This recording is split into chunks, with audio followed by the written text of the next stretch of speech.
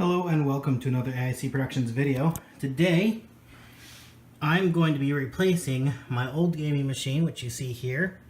It has an AMD Athlon 8350, which at the time I bought it was an 8-core AMD processor. It was the fastest processor at the time you could buy. It was not inexpensive. I have what is this, an Evo, I don't know, 820 or something like that, or 250 or something. I'll put a link to it in the description. Cooler on there, since the stock cooler could not keep it cool. Let's see, I have 16 gigs of DDR3 memory. This is an HD 6850, I want to say. This is my old gaming machine that my wife took over from me, and I haven't used it in forever. It's an Asus. I have a wireless card in here that I haven't really used in a long time. Has a gigabyte motherboard. I'm trying to see if I see the name on there, but that's going to be going away. We have 3 terabytes of storage. These are SSHD, so they're the hybrid drives. Has a Blu-ray drive in there. So why am I getting rid of this? Well, a couple reasons. Number one, it's just not as fast as it could be. You know, it's been pushing 4.5 years, almost 5 years since I built this machine, and obviously faster technologies have come out. Reason number two is it generates a crap ton of heat. It's both the graphics card and the processor generate a vast amount of heat, and whenever it's on, it's under the counter in I should say it's on the computer desk, which is under cabinets, and the bottom of the cabinets actually get quite warm. The other reason is the case. This case is massive. Let me slide over the case that's replacing it, just for comparison's sake. The new case could literally fit inside of it and have room to spare. They're both Rosewill cases. But this one is meant for micro ATX board, which is what I got to put in it. Open the case here, and I can do a full review of this case later. But there's plenty of room in there for the stuff I'm putting in. Let me show you what we got going in. We have, of course, a Ryzen 5. This is a 1400, which is the same processor I have in my system, which is more than enough for what my wife does, which is mostly surf the web and open up 300,000 tabs. Let's see, we have an ADATA M.2, wow, that is shiny, SSD going there, 240 gigs. I have currently just 4 gigs of memory. Memory's really expensive, so I'm putting in just 4 gigs of memory for right now. We have my Asus motherboard from my previous system. Sent it in for RMA. They fixed it and have sent it back. And a GTX 1050 Ti from Gigabyte. So I'll be putting these all in there together. I will plan on upgrading this to at least 8 gigs of memory because my wife does use it. And that's about it. I don't plan on putting much else in here. Not much else is needed. All of our files, we used to store all of our files on the gaming machine, and that's why it had so much storage in there. But now I have a network attached storage, so anything important is put on the rated network storage drive. So we'll be putting this together later tonight, and then probably run some specs on it just to show you what we're looking at.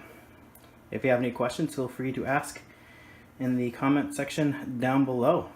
Alright, so as you can see, we are updating Windows now. Got Windows installed. And here is the case. I've pulled it out from where it's going to live so I can show you what everything looks like on the inside. There's a couple thumb screws that I pulled out as I drop them. Side panel here. Now it can hold 2 fans here on the side, but it comes with a front I believe this is 120 mil, might be 140 mil fan. The one thing I don't like about it, it's kind of hard to see, it looks almost purple in my phone, but it's very blue, and I'm not a big fan of the blue, and I don't know of any way to turn that off. I don't think there is. So I may eventually replace this with something that isn't quite so blue.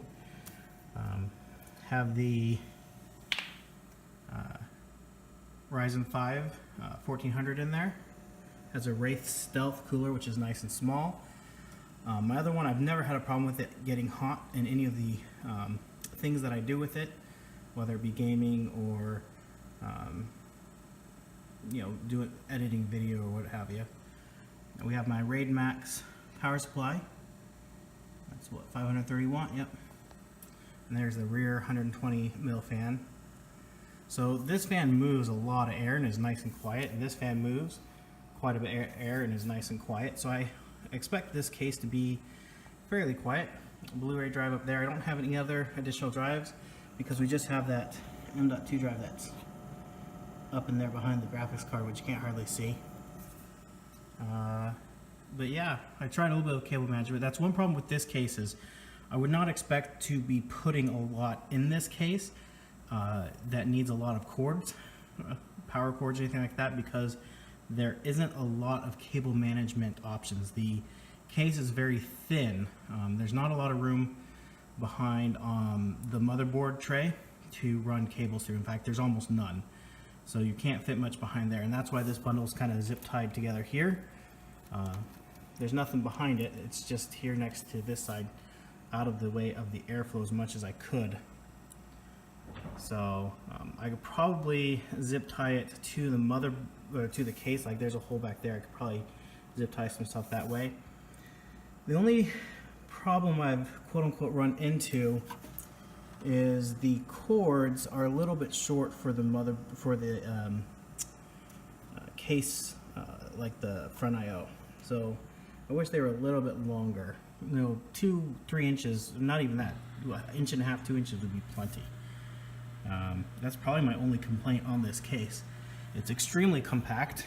I should have taken a picture of the old computer case here, but the old one only had about this much room between the bottom of the cupboards and the case, and this one you can fit the speaker almost between the two. So yeah, it takes up significantly less room, is a lot quieter, a lot more compact, and my wife should be very happy. Things I really like about this case, besides the fact that it's small and compact, it was $40. I'll put a link to it in the description.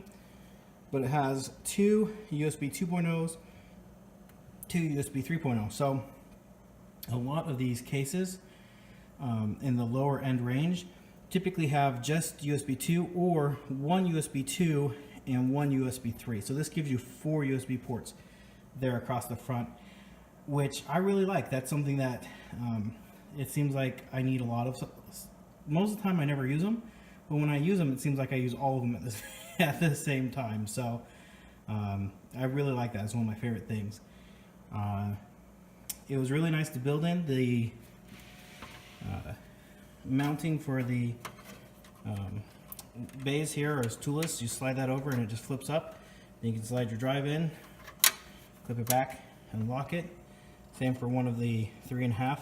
So you only get one mounting for the hard drive or floppy drive.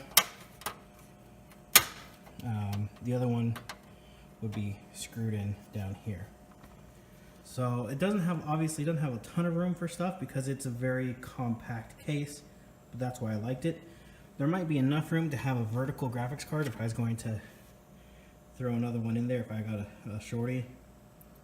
We'll see. We'll see how my wife feels with it mining. I'm going to add it to my mining pool. It's just a 1050 Ti, so I'm looking about 13.5, 14 mega hash on there without too serious of a clock. You know, something nice and stable. But yeah, if you have any questions, yeah, and I know this looks purple, but it's very blue, and that gigabyte sign flashes through different colors. But yeah, if you have any questions about this, feel free to ask in the comment section down below. Happy to answer any questions. Thank you for watching, and hope you have a great day.